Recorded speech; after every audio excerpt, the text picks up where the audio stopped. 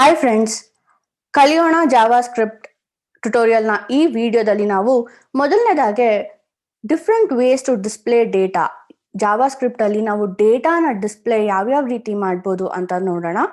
ಜೊತೆಗೆ ನಾವು ಕನ್ಸೋಲ್ನ ಹೇಗೆ ಉಪಯೋಗಿಸೋದು, ಅದರಿಂದ ನಾವು ಜಾವಾಸ್ಕ್ರಿಪ್ಟ್ ಕೋಡ್ನ ಹೇಗೆ ಎಕ್ಸಿಕ್ಯೂಟ್ ಮಾಡೋದು ಅಂತ ಕಲಿಯೋಣ ಬನ್ನಿ.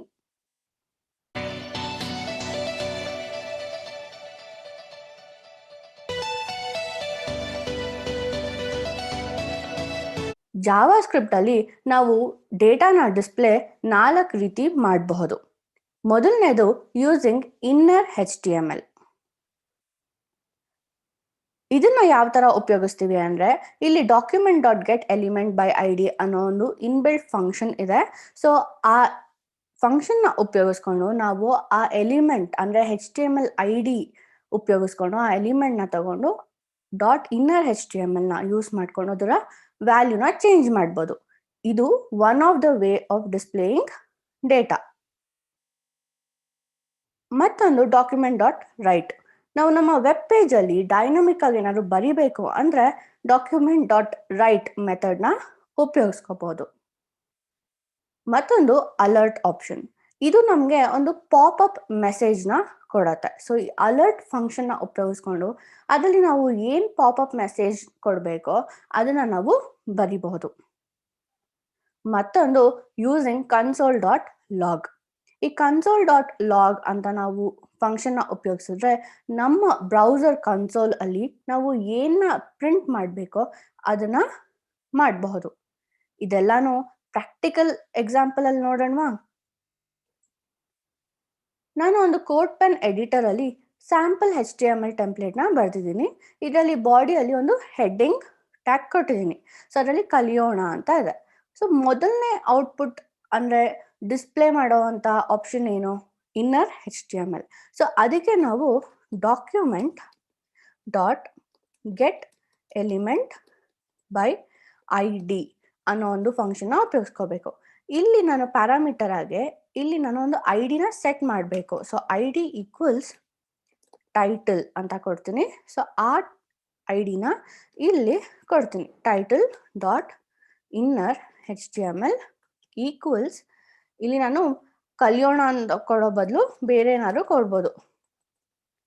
ಇಲ್ಲಿ ನಮಸ್ಕಾರ, ವೆಲ್ಕಮ್ ಟು ಕಲಿಯೋಣ ಅಂತ ಕೊಡ್ತೀನಿ. ಸೊ ಈಗ ನೀವು ಔಟ್ಪುಟ್ ನೋಡ್ತಾ ಇದ್ರೆ ಅದು ನಮಸ್ಕಾರ, ವೆಲ್ಕಮ್ ಟು ಕಲಿಯೋಣ ಅಂತ ಬಂತು. ಸೊ ಮುಂಚೆ ನಾನು ಹೆಡ್ಡಿಂಗ್ ಟ್ಯಾಗ್ ಅಲ್ಲಿ ಕಲಿಯೋಣ ಅಂತ ಕೊಟ್ಟಿದ್ದೆ. ಈಗ ನಾನು ಇನ್ನರ್ HTML ಉಪಯೋಗಿಸ್ಕೊಂಡು ನಮಸ್ಕಾರ, ವೆಲ್ಕಮ್ ಟು ಕಲಿಯೋಣ ಅಂತ ಅದನ್ನ ಡೈನಮಿಕ್ ಆಗಿ ವ್ಯಾಲ್ಯೂನ ಚೇಂಜ್ ಮಾಡ್ತಾ ಇದ್ದೀನಿ. ಇಲ್ಲಿ ನೀವು ಅಬ್ಸರ್ವ್ ಮಾಡ್ತಾ ಇದ್ರೆ ಗೆಟ್ ಎಲಿಮೆಂಟ್ ಬೈ ID ಅನ್ನೋ ಒಂದು ಫಂಕ್ಷನ್ ನ ಉಪಯೋಗಿಸಿದೀನಿ. ಇದೇ ರೀತಿ ಜಾವಾಸ್ಕ್ರಿಪ್ಟ್ ಅಲ್ಲಿ ಗೆಟ್ ಎಲಿಮೆಂಟ್ ಬೈ ನೇಮ್ ಅಂತಾನು ಫಂಕ್ಷನ್ ಇದೆ. ನೀವು ಅದನ್ನು ಉಪಯೋಗಿಸ್ಕೊಬಹುದು. ಹಾಗೆ ಇನ್ನರ್ HTML ಅಲ್ಲಿ ನೀವು ನೋಡಿದ್ರೆ ಇನ್ನರ್ ಅನ್ನೋದು ಸ್ಮಾಲ್ ಕೇಸ್ ಅಲ್ಲಿ ಇದೆ, HTML ಅನ್ನೋದು ಅಪ್ಪರ್ ಕೇಸ್ ಅಲ್ಲಿ ಇದೆ. ಸೊ ನೀವು ಬರಿಬೇಕಾದ್ರೆ ಅದೇ ರೀತಿನೇ ಬರಿಬೇಕು. ಯಾಕಂದ್ರೆ JavaScript case sensitive programming language. ಇದು one of the way of displaying data. Next ನಾವು ಡಾಕ್ಯುಮೆಂಟ್ ಡಾಟ್ ರೈಟ್. ಈ ಡಾಕ್ಯುಮೆಂಟ್ ಡಾಟ್ ರೈಟ್ ನಾವು ಹೇಗೆ ಉಪಯೋಗಿಸೋದು? ಇಲ್ಲಿ ಡಾಕ್ಯುಮೆಂಟ್ ಡಾಟ್ ರೈಟ್ ಫಂಕ್ಷನ್ ಅಲ್ಲಿ ನಾನು ಏನಾದ್ರು ಒಂದು ಕೊಡ್ತೀನಿ. ದಿಸ್ ಇಸ್ ಜಾವಾಸ್ಕ್ರಿಪ್ಟ್ ಟ್ಯುಟೋರಿಯಲ್ ಅಂತ ಕೊಡ್ತೀನಿ. ಸೊ ಇಲ್ಲಿ ನೀವು ನೋಡ್ತಾ ಇದ್ರೆ ನನಗೆ ಔಟ್ಪುಟ್ ಏನ್ ಬರ್ತದೆ? ಈ H2 ಅಲ್ಲಿ ನಾನು ಏನ್ ಕೊಟ್ಟಿನಿ ಟೈಟಲ್, ಅದು ಏನು ಚೇಂಜ್ ಆಗ್ತಾ ಇಲ್ಲ. ಬಟ್ ಅದ್ರ ಕೆಳಗಡೆ ನಾನು ಇಲ್ಲಿ ಏನ್ ಬರ್ದೀನಿ ಜಾವಾಸ್ಕ್ರಿಪ್ಟ್ ಅಲ್ಲಿ ಅದು ಇಲ್ಲಿ ಡಿಸ್ಪ್ಲೇ ಆಗ್ತದೆ.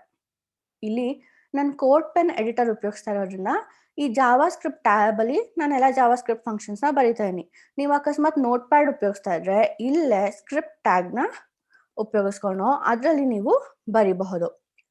ಅಥವಾ ನೀವು ನೋಟ್ ಪ್ಯಾಡ್ ಅಲ್ಲೇನೆ ಬೇರೆ ಬೇರೆ ಫೈಲ್ಸ್ ಮಾಡ್ತಾ ಇದ್ರೆ ಇದನ್ನ .js ಅಂತ ಸೇವ್ ಮಾಡ್ಬೇಕಾಗತ್ತೆ. ಇದೆರಡೂ ನಾವು ಡಿಫ್ರೆಂಟ್ ವೇಸ್ ಅಲ್ಲಿ ಡೇಟಾ ಡಿಸ್ಪ್ಲೇ ಮಾಡೋದು ಹೇಗೆ ಅಂತ ನೋಡಿದ್ವಿ. ನೆಕ್ಸ್ಟ್ ಒಂದು ಪಾಪ್ಅಪ್ ಮೆಸೇಜ್ ಹೆಂಗೆ ಕೊಡೋದು, ಅದಕ್ಕೆ ನಾವು ಅಲರ್ಟ್ ಫಂಕ್ಷನ್ ಉಪಯೋಗಿಸ್ಕೋಬಹುದು. ಇದು ವಿಂಡೋಸ್ ಡಾಟ್ ಅಲರ್ಟ್ ಅಂತಾನು ಉಪಯೋಗಿಸ್ಕೊಬಹುದು, ಬಟ್ ನಾವು ಇಲ್ಲಿ ಬರೀ ಅಲರ್ಟ್ ಉಪಯೋಗಿಸ್ಕೊಬಹುದು. ಇಲ್ಲಿ ಅಲರ್ಟ್ ಅಲ್ಲಿ ನಾವು ಏನಾದ್ರು ಒಂದು ವ್ಯಾಲ್ಯೂ ಕೊಡಬೇಕು. ಸೊ ಹೆಲೋ,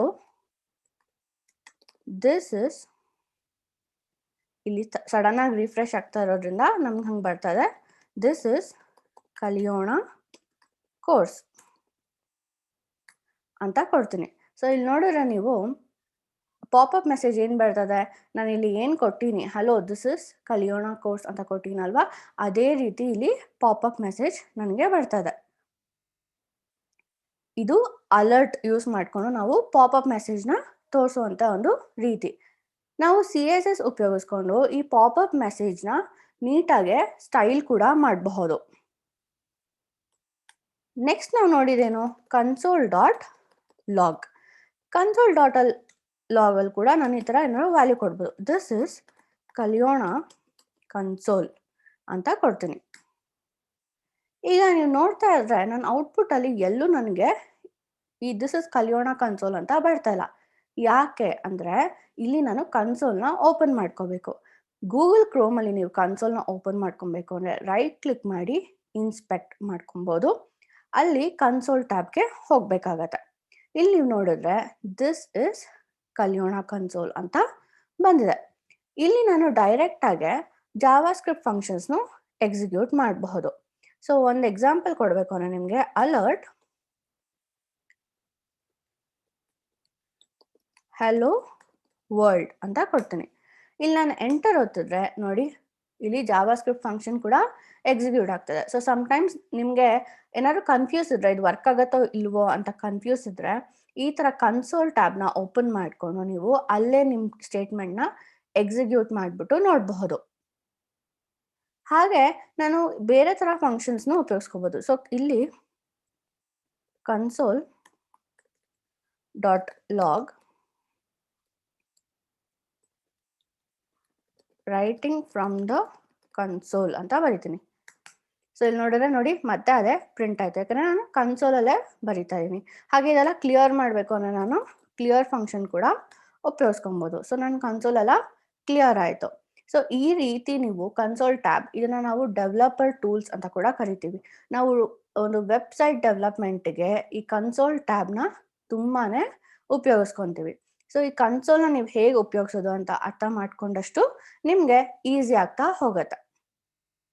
ಸೊ ಇದು ನಾಲ್ಕೂನು ನೀವು ಜಾವಾಸ್ಕ್ರಿಪ್ಟ್ ಅಲ್ಲಿ ಡೇಟಾನ ಯಾವ್ಯಾವ ರೀತಿ ಡಿಸ್ಪ್ಲೇ ಮಾಡ್ಬೋದು ಅಂತ ತೋರಿಸ್ತಾ ಇದೆ.